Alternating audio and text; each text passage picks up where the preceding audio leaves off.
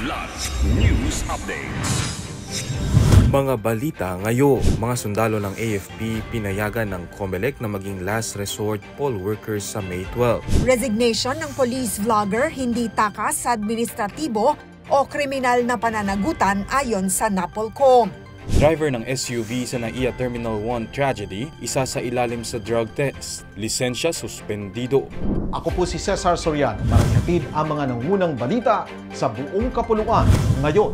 Inihayag ng Commission on Elections o COMELEC na maaaring magsilbing Special Election Board o SEB members ang mga sundalo ng Armed Forces of the Philippines o AFP para sa May 12 elections. Sa Resolution number 11135, inotorisa ng COMELEC en banc ang AFP members na tumayong SEB members bilang last resort o panghuling opsyon at may una ng pagsang-ayon mula sa AFP Chief of Staff.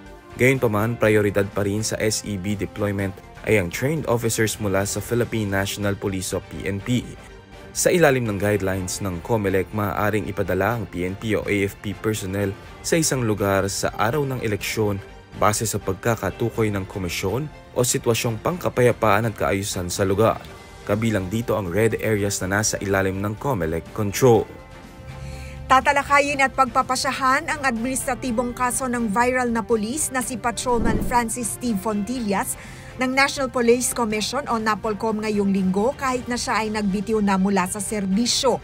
Ayon kay NAPOLCOM Vice Chairperson Attorney Ralph Calinisan, ang administratibong kaso laban kay Fontillas ay magpapatuloy at hindi siya makakatakas mula sa pananagutan kahit na nagdesisyon siyang magbitiw sa tungkulin. Binigyan siya ng tamang proseso at pagkakataon na magpaliwanag. Kung siya ay mapatalsik, magkakaroon siya ng permanenteng diskwalifikasyon sa anumang pampublikong posisyon, ani Calinisan. Ayon sa Quezon City Police District o QCPD, si Fontillas ay opisyal na nagbitiw mula sa Philippine National Police o PNP noong April 10, 2025. Siya ay naging viral sa mga posts sa social media na pumupuna kay Pangulong Ferdinand Marcos Jr. at sa pag-aresto kay dating Pangulong Rodrigo Duterte.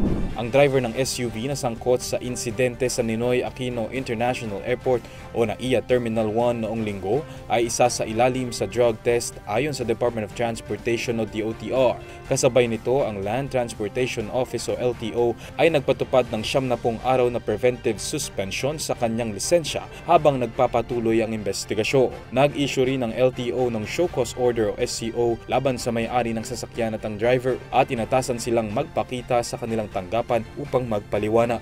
Ang insidente ay kinasawi ng 29 anyos na lalaki at isang 4 na taong gulang na bata. Ayon sa unang ulat, nagpanik ang driver matapos makaharang ang isang sedan, binigyan niya ng gas ang sasakyan. Ang driver ay kasalukuyang nasa kustodiya ng Philippine National Police o PNP. Samantala, personal na binisita ni DOTR Secretary Vince Dizon ang burol ng mag-asawang kasamang namatay sa SC-TEX accident noong May 1 na ang babae ay personnel ng Philippine Coast Guard na si Seawoman Diane Janica Alinas. Kaya nagpaabot din ng pakikiramay ang PCG. Nakaligtas naman ang kanilang 2 taong gulang na anak. Ako po si Cesar Soriano, kasama nyo sa bawat pagputok ng balita.